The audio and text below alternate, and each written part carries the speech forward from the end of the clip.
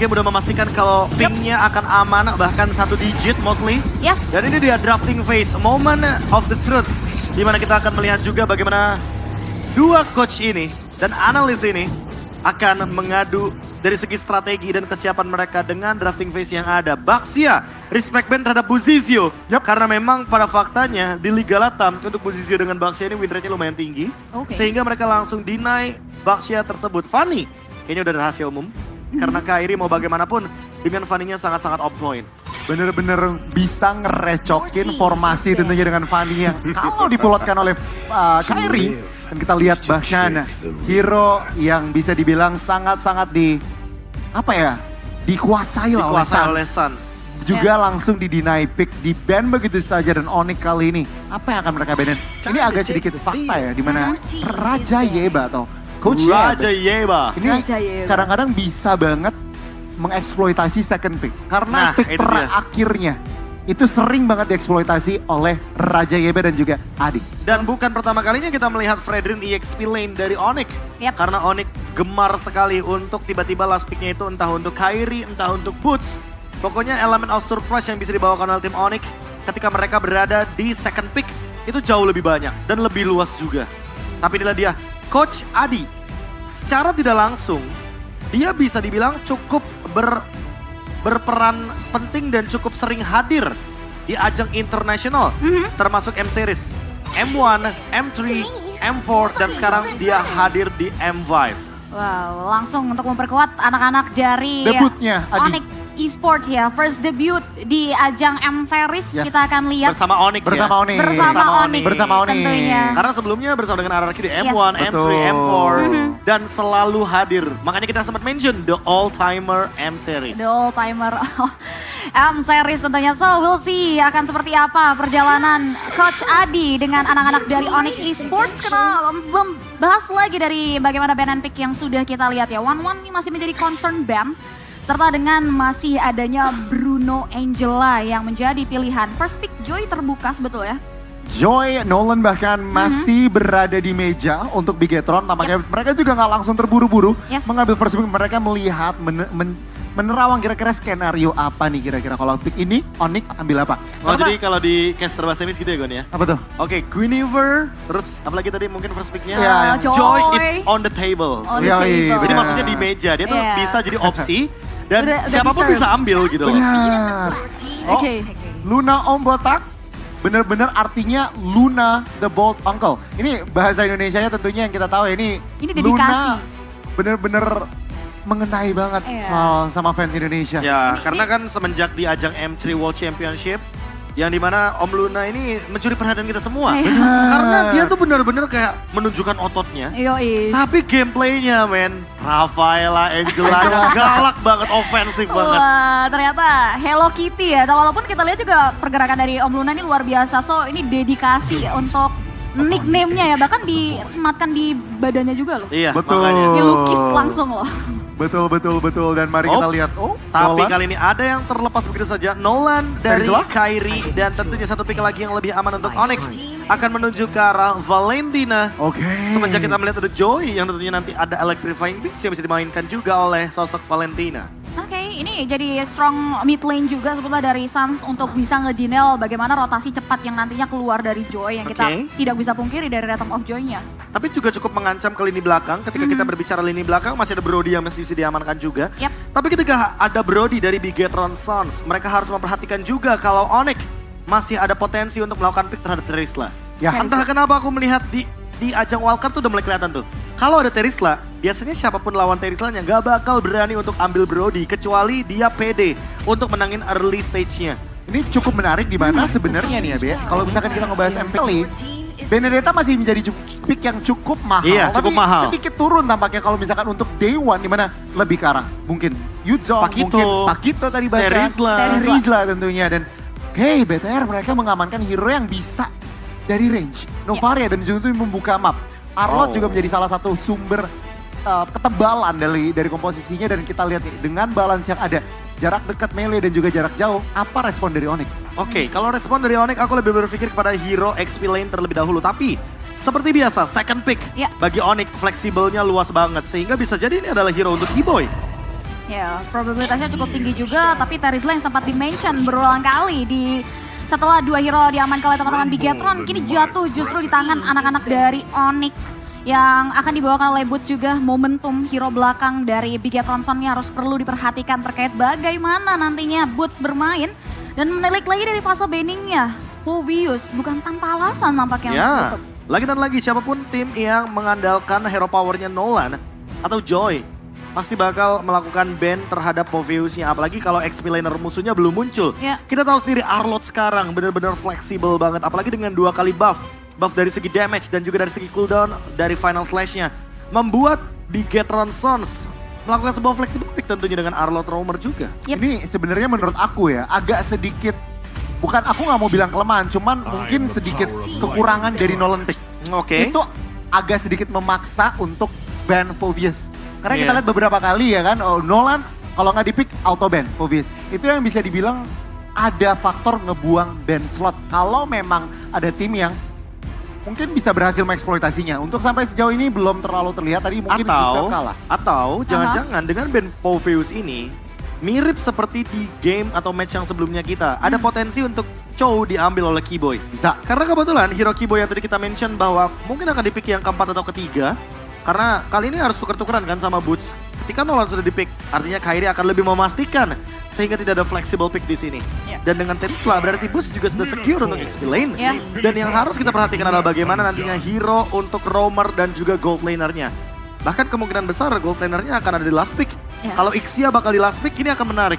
Karena menurutku ada Valentina. So, bakal ada perebutan dari Astral Echo yang nantinya bisa dikombokan dengan full barrage. Itu akan memperluas jarak dari cewek dengan Sans ketika dikombokan. Oh, interesting. Ini masih cukup make sense juga untuk pilihan Ixia nantinya di tangan sosok seorang cewek. Tapi kita akan lihat karena keduanya sebenarnya belum punya god lane. Dan menariknya tidak ada target banning juga mengarah ke area sana.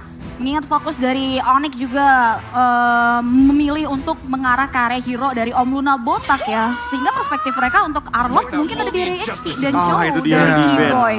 Udah sempat kita mention tadi Bahas, kalau baru Chow dibahas. Keyboy ini bisa banget untuk di-ban oleh teman-teman dari Bigetron Sons. Karena mereka bisa membawakannya di pick yang ketiga tapi ternyata Harit. Wow. Magic is my life. Harit yang muncul kali ini sebagai gold lane untuk strong lane match up juga dan cukup sedikit merepotkan bagi Joy karena Joy dengan Rhythm of Joy-nya bisa miss melody ketika nanti berhadapan dengan Harit target utamanya. Ini hero Harit tentunya nggak takut kalau di-engage, nggak takut kalau dalam tanda kutip ditabrak. Itu malah justru dimana Harit biasanya lebih bisa shine. Dan kita lihat nih respon dari Bigetron, apakah mereka akan mendapatkan hero yang dari jarak jauh atau malah nambah engage tool lagi. Oh, Cloud. Tampaknya oke Cloud, Cloud. Oh, nambah hero bisa dive dan Oh, mereka memanfaatkan bagaimana Minotaur yang di-ban oleh Onyx itu sendiri Wow. sehingga Cloud-nya akan lebih bebas di sini. Masalah utamanya adalah kali ini mereka harus memperhatikan kalau Keyboy masih punya satu hero lagi yang terbuka, Kuvra. Kuvra. Karena Kuvra juga bisa cukup nge-cancel bagaimana kehadiran dari sosok Cloud ini. Atau jangan-jangan dengan adanya Guinevere yang masih terbuka, wow. tiba-tiba Bisa di sini juga. Keyboy akan bermain dengan Guinevere. Ya setuju sih, karena kita belum tahu betul ya bagaimana strat dari Onyx pasca MPL ID selesai juga. Yang dimana untuk pilihan hero terakhirnya ini masih cukup luas untuk sosok Keyboy. Masih ada Mathilda Tigreal. juga. Oh my god. Keyboy. Demi apa? Demi kemuliaan. Oh my god. For honor. Ini bener-bener dia yang mempopulerkan juga sebenarnya Iya, ya iya, dari iya. stream-streamnya. Iya, sempat disebar loh. Sempet di mana skill 2 flickernya itu bener-bener Wah. unstoppable dan apakah GP, Ya. apakah KB. Kita akan melihat Montek ya dalam tanda kutip ya. Wih. Montek itu. Dan ini luar biasa di mana Tigreal teman-teman akan turun ke Land of Dawn.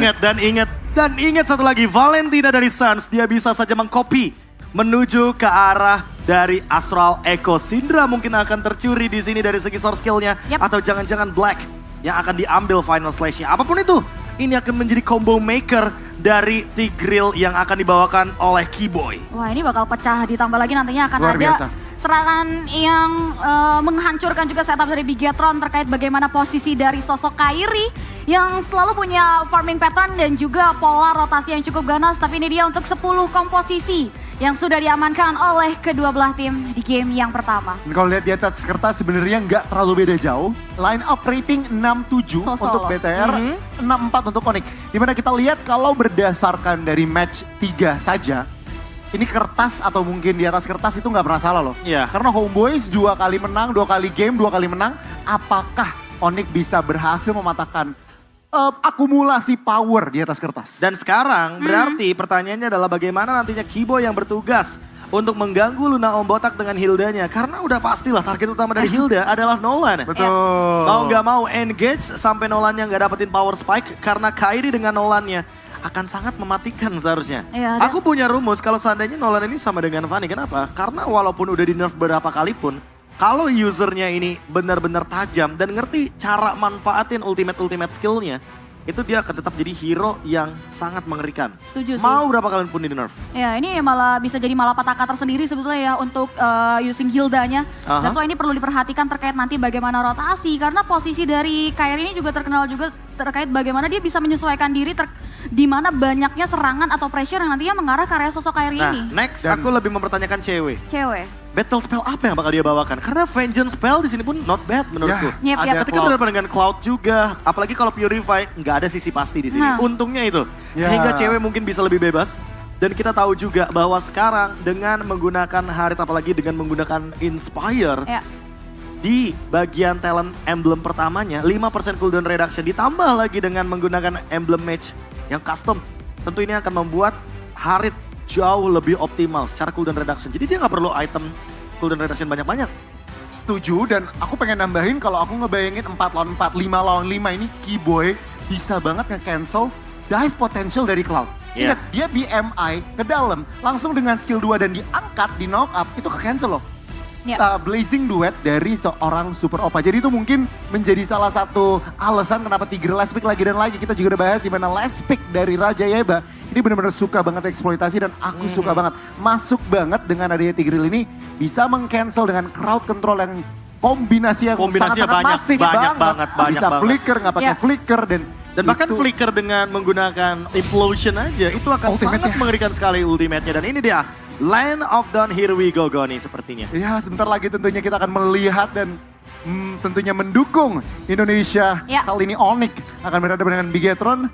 Tapi gimana nih Cipi? Gimana ekspektasi Cipi di Land of Dawn apalagi nih? Ya maksudnya banyak ya, karena bicara soal Onyx kita belum berkaca juga pas KMPLID seperti apa strat dan juga bisa dibilang secret weapon yang sudah dipersiapkan juga. Ini bisa jadi salah satu isu tersendiri buat nanti lawannya. Apalagi kalau bicara soal Onyx, mereka itu ada di grup A yang dimana berhadapan dengan beberapa tim yang besar juga ya. Ada Siusun yang kita tahu dari Kamboja, perwakilan yang benar-benar bisa jadi malapetaka tersendiri. Begitupun juga dengan Triple Esports nantinya. So ini mereka punya PR yang berat banget untuk mengulik terkait bagaimana nantinya Onyx bermain.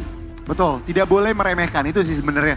Kalau misalkan kita ngebahas di atas kertas Onyx ini, kalau aku bisa bilang pribadi 3S ya di M5. Namun nggak berarti mereka harus. Bahkan S-nya banyak banget. Kan lagi-lagi kan, confident boleh, tapi kalau overconfident jangan. Tapi itu dia, Koyur. Ada Koyur. Iya, ada Koyur. Ada Koyur. Ada Luan-Luan bukan sih itu? Iya, jauh-jauh ke sana ya kan. Luar biasa sekali. Tentunya ya. Oh berarti kalau Aura itu mengantarkan sampai ke gerbang saja dari M5 World Championship. Tapi kalau Dangki itu nemenin di sana loh teman-teman. Langsung ya? Kayaknya langsung. Luar biasa.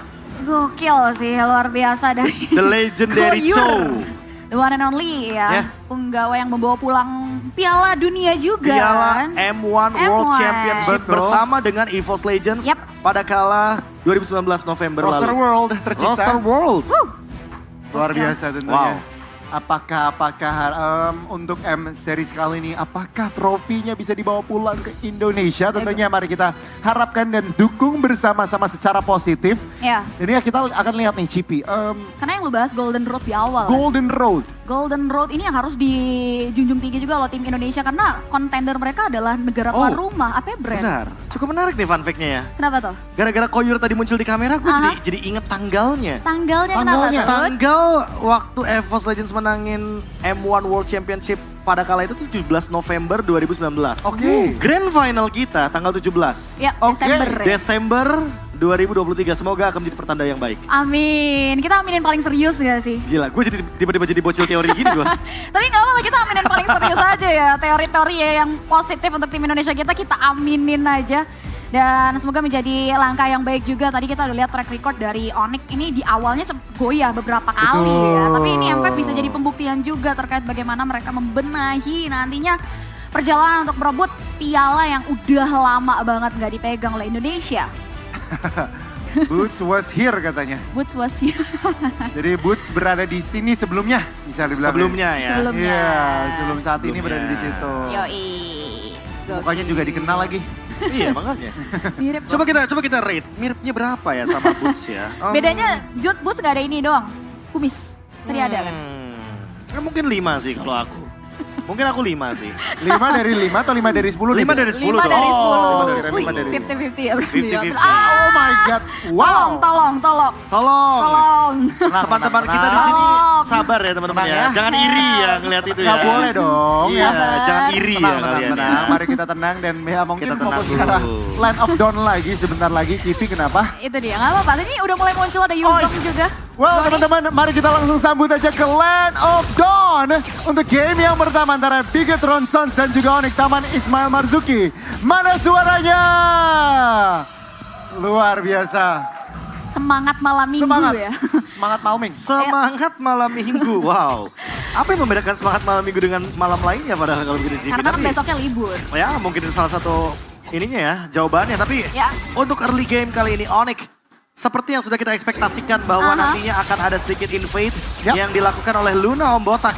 Tapi itu juga membuat Buzizio harusnya lebih aware terhadap bagaimana early advantage yang didapatkan oleh Onyx. Dan Keyboy sekarang sudah mulai melakukan invade balasan, mendapatkan sebuah pattern rotasi yang sama dan akan mempertemukan bagaimana Buzizio versus Kairi di area Lizard. Ya, ini cukup agresif juga nih game plan yang dibawa oleh cewek dengan Haritnya mempressure sang lawan di area sana. Oke, ada Inspire, Festival of Blood, dan juga ada satu Impurage. Yap. Talent emblem yang unik sekali dibawakan oleh cewek dan bahkan membuat early potential durability-nya sangat tinggi sekali. Tapi Kairi, Sedikit miskalkulasi tampaknya tadi masuk dive in ke turret terlalu dalam, terlalu lama. Dan itu langsung dieksploitasi oleh Bigetron Sons di mana First Blood jatuh ke arah tim dari Brazil. Ya, ada waktu yang dibuang berarti ya pasca Kairi terpick off di area sana, waktu untuk melakukan farming.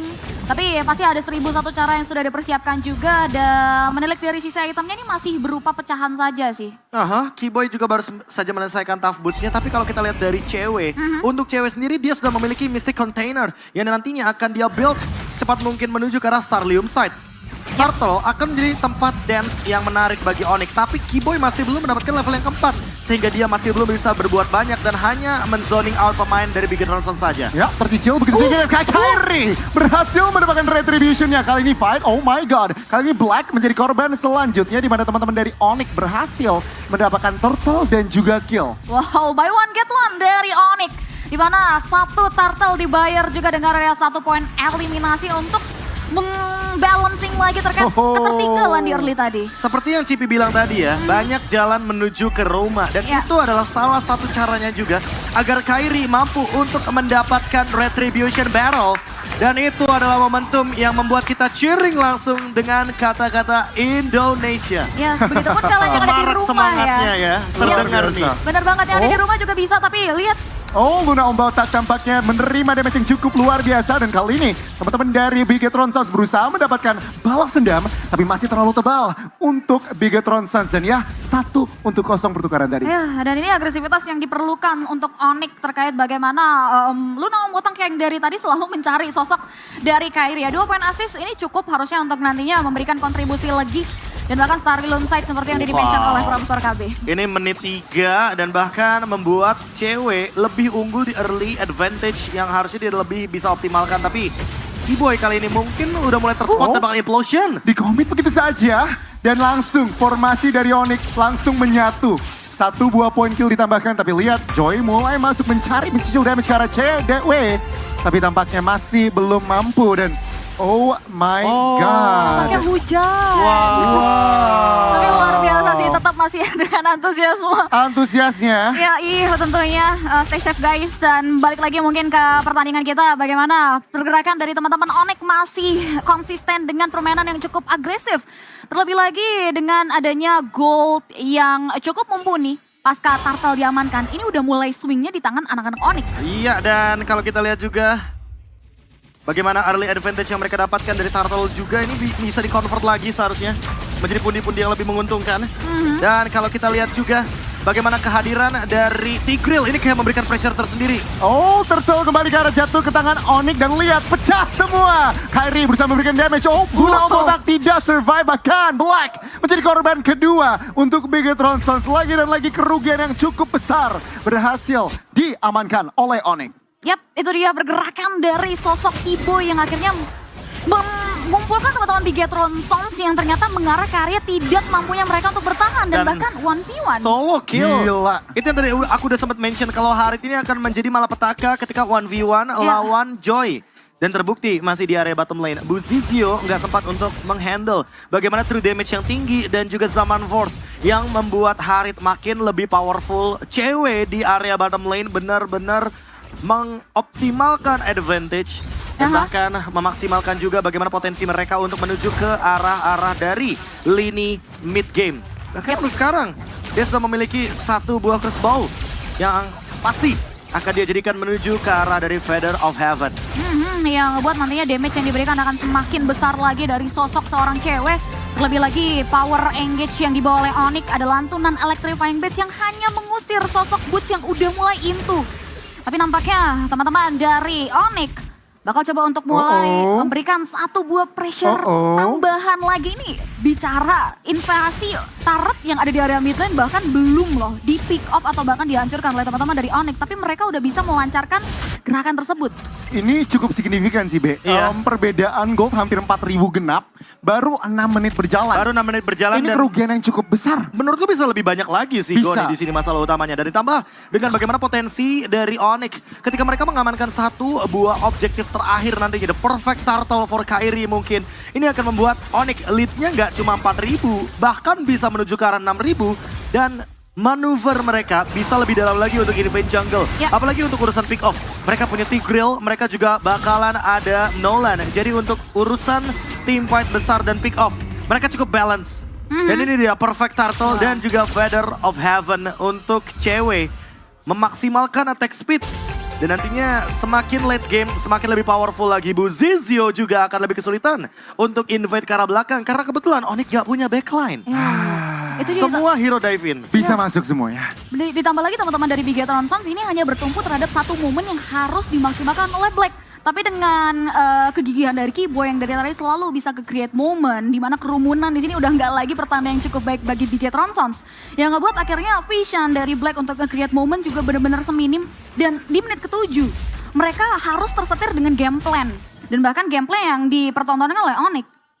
Iya, ini benar-benar modal yang cukup besar berhasil dibangun, diciptakan oleh tim Landa Kuning di mana memasuki area mid game ini Bigetron Sons tidak punya map yang bisa mereka mainkan. Di atas udah dipegang Onyx, tengah sudah dimainkan dan dipegang oleh Onyx. Begitupun juga di area bawah dan lihat Boots mulai engage karena Luna Om Botak menerima burst damage yang cukup luar biasa. Kairi masih belum bisa secure kill, tapi lihat Sans di area tengah mulai memberikan damage ke arah Black dan bahkan Black tidak bisa kemana-mana. Flicker masih, oh my god, ditahan dan hampir saja. Hampir banget. Dan itu adalah sebuah Sacred Hammer yang cukup membatalkan bagaimana gerakan dari Bigetron Sons yang ingin melakukan counter re-engage.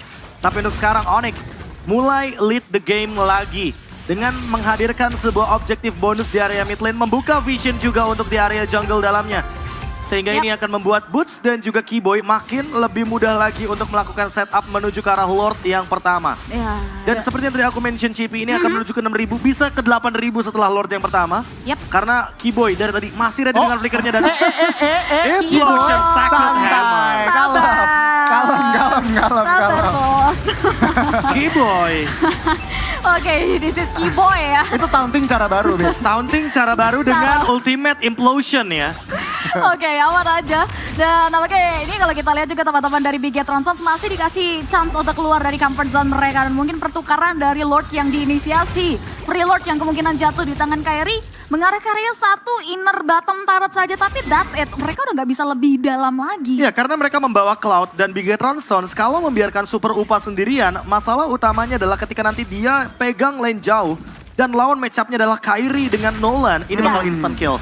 Walaupun dengan Purify, apalagi dengan Purify, ini gak ada escape ability karena Gouge hanya sepersekian detik saja untuk cooldown reduction-nya. Dan bahkan on the way menuju ke si Halberd, there you go, Kairi. Dengan si Halberd akan membuat Luna Om Botak regen HP-nya akan sedikit terpotong walaupun dia ada di dalam rumput. Ya, ditambah lagi ini udah mulai ada beberapa blind spot yang nggak bisa dikulik juga oleh Luna Om Botak ya. Dimana pergerakan under pressure seperti ini yang ngebuat ruang lingkup dari Bigetron Sons juga semakin tipis lagi sebetulnya. Oke, beberapa detik mundur tentunya. Countdown mundur untuk Kiboy dengan flicker dan ultimate-nya 5, 4, 3, 2, 1, go nih. Oke. Apakah kita akan melihat hal tersebut? Mari kita lihat sebentar lagi nih ya. Tapi wow, ini 8.000 dan Lord yang pertama masih belum charging tentunya kita lihat. Onyx tadi berhasil men-trigger passive base dari tengah dan lihat mereka mulai masuk pelan-pelan. Kiboy flicker implosion masih belum di commit. Hanya ngincer objektif turretnya saja. Dan conceal dari Kiboy kita lihat pergerakannya masih tertahan tampaknya. Lagi dan lagi, objektif nggak berhenti untuk Onyx. Ya, masih cukup disiplin ya trigger yang dibawa oleh teman-teman Onyx. Tapi ada conceal play yang masih belum entah mau dibawa kemana. Hanya teori ancaman untuk mengusir mundur dan bahkan Bu Zizio juga disibukkan untuk melakukan clearing di 3 laning push. Khususnya di area sisi bawah sih, tapi at least 2 base in total berhasil diamankan. Blazing Duet. Blazing Duet karena belakang Sans hampir terpikat tapi back. Tampaknya harus hilang di area depan. Syndra menjadi korban selanjutnya dan Onyx mulai berhasil mencari korban selanjutnya yaitu Super Upa. Cewek with the triple. Dan kita lihat satu member lagi tampaknya Bu Zizio. Tidak bisa kemana-mana dan bahkan Onyx langsung bisakah ke arah base dan terbuka bebas tampaknya. Dan satu member saja dan Onyx sang landa kuning berhasil mendapatkan game yang pertama. Wow, dari tadi